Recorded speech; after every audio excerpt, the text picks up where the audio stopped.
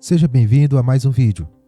Vamos continuar com o assunto e agora iremos ver sobre estruturas de repetição. O que são as estruturas de repetição? As estruturas de repetição te permitem executar um bloco de código várias vezes até que uma condição seja atendida. Então, quando essa condição é satisfeita, é encerrado essa estrutura de repetição, esse laço. Então, iremos ver que o Java fornece algumas estruturas de repetição que podemos utilizar em nossos projetos. Vamos ver primeiro a estrutura de repetição chamada while, que significa enquanto. Nós temos o while, temos a condição e dentro o nosso bloco de código. Vamos fazer uma condição simples aqui para poder mostrar. Eu vou declarar o contador int, contador igual a 0. Ele vai iniciar em 0.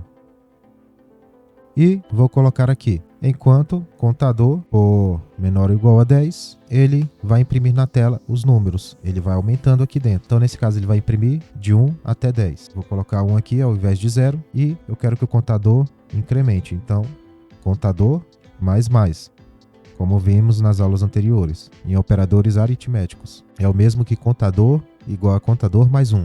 Então, feito isso, posso mostrar na tela, system.out.println.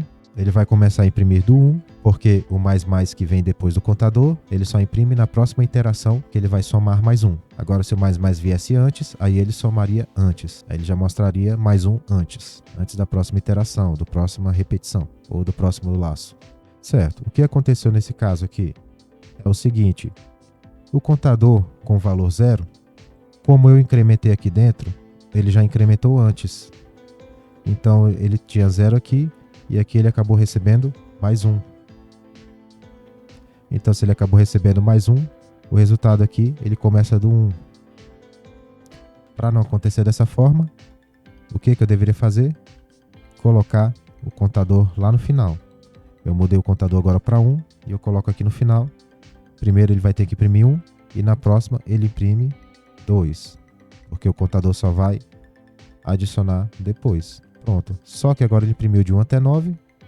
Então eu posso botar aqui menor ou igual a 10. E aí dessa forma ele também acrescentou o 10. Certo? Então recapitulando, eu tenho duas formas. Eu posso incrementar ou antes ou depois. Dependendo daquilo que você estiver fazendo, pode ser preciso você incrementar antes. Então eu tenho o contador 1. Se eu quiser imprimir 1, eu coloco o contador mais só depois para incrementar. Que aí primeiro ele imprimiu 1, depois ele incrementa mais 1. Que é a mesma coisa que contador igual a contador mais 1.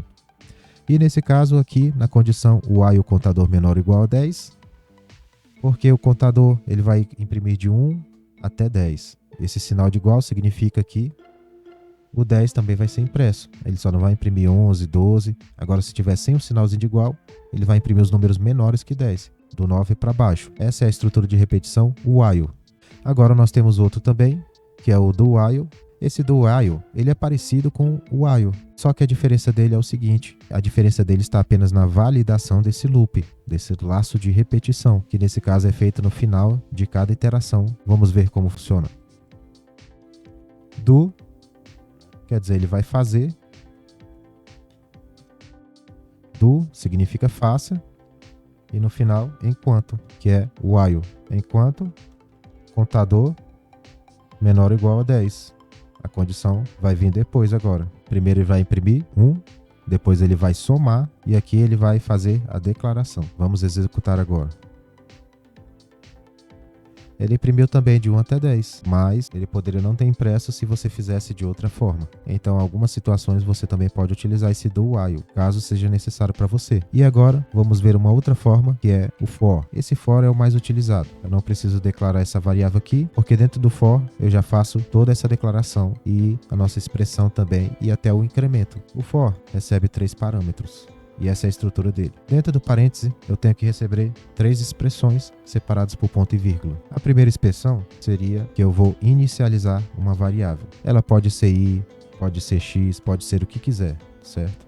Normalmente o pessoal dá exemplos com i, mas tanto faz. Eu vou botar x então só para você saber que você pode colocar qualquer nome na variável. Eu vou iniciar ela como 0, mas você pode inicializar com qualquer valor que você quiser. Como a gente está imprimindo de 1 até 10, então eu vou inicializar com 1. Então x igual a 1 o segundo é a condição. Eu quero que o x seja menor ou igual a 10. Ponto e vírgula. E agora eu quero que ele incremente a cada interação. Então, x mais mais. E aqui dentro, eu vou imprimir na tela system.out.println. Ele vai imprimir o x. Agora vamos executar.